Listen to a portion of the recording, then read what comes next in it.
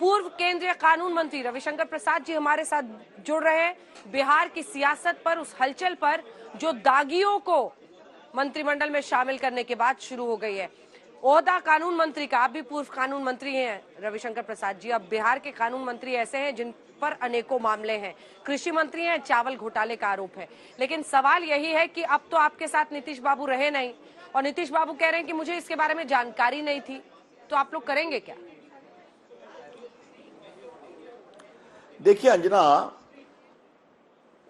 कानून मंत्री का पद बहुत गरिमा का पद होता है। आपका काम है कानून की रखवाली करना।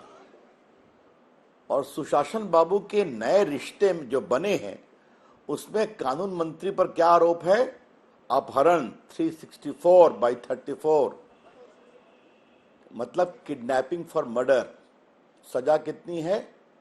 लाइफ इम्प्रिजनमेंट 10 साल। कई और आरोप हैं। तो एक तो ये बात हो गई। और ये सब बात मैं ऐसे ही नहीं कह रहा हूं, आपका क्योंकि ये शो देश देखता है, ये उनके मैं एफिडेविट से कह रहा हूं जो उन्होंने एमएलसी के समय फाइल किया था। वो बेल के लिए पटना हाई कोर्ट गए। कानून मंत्री की कहानी देश के सामने आनी जरूरी है। पटना हाई कोर्ट ने 16 फरवरी 17 को उनके एंटीसिपेटरी बिल को रिजेक्ट कर दिया और कहा कि आप सरेंडर करिए, रेगुलर बेल लीजिए। कितने साल पहले? 5.5 साल पहले। वो नहीं करते हैं। रविशंकर जी, हम इस पर लौट रहे हैं, आप अपनी बात पूरी कीजिएगा। बस एक तस्वीर दिखा रहे हैं, लालू प्रसाद यादव को लाल गुलाब देते हुए नीतीश कुमार, तेजस्वी और तेज प्रताप दोनों बैकग्राउंड में दिख रहे हैं। मुख्यमंत्री और उधर उप मुख्यमंत्री दिख रहे हैं। और नीतीश कुमार आज लालू प्रसाद यादव से मिलने पहुंचे हैं। एक टिप्पणी रविशंकर जी आपकी इस पर। अब ऐसा है कि जो नया रिश्ता बनाए हो तो जाएं, बात करें, गुलाब दें, ये खाएं। अब तो उस पर मुझे कोई टिप्पणी नहीं करना है।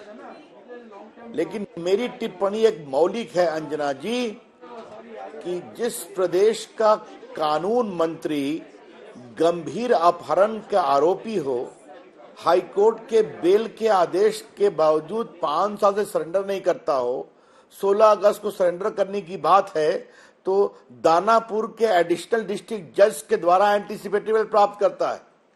अब आप जरा मुझे यह बताइए, अगर किसी के एंटीसिपेटरी बेल को, अग्रिम जमानत को हाई कोर्ट ने रिजेक्ट कर दिया, तो क्या एडिशनल डिस्ट्रिक्ट जज उसको एंटीसिपेटरी बेल दे सकता है?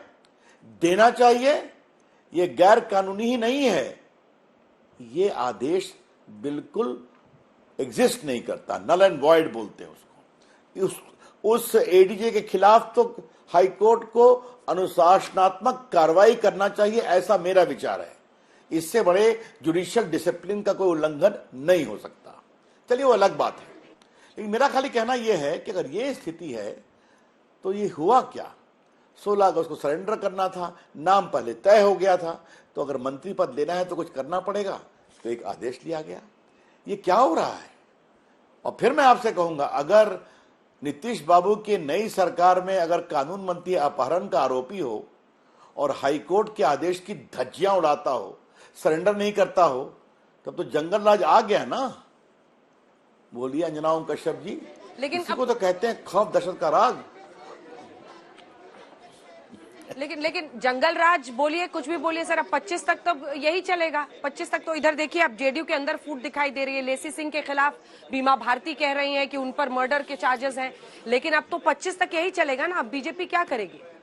छोटा सा जवाब सर। ऐसा है, 25 तक क्या चलेगा, इतना आप हड़बड़ा क्यों रही हैं? आगे आगे देखिए होता है क्या जी। अंदर में कितनी उठापटक होती है।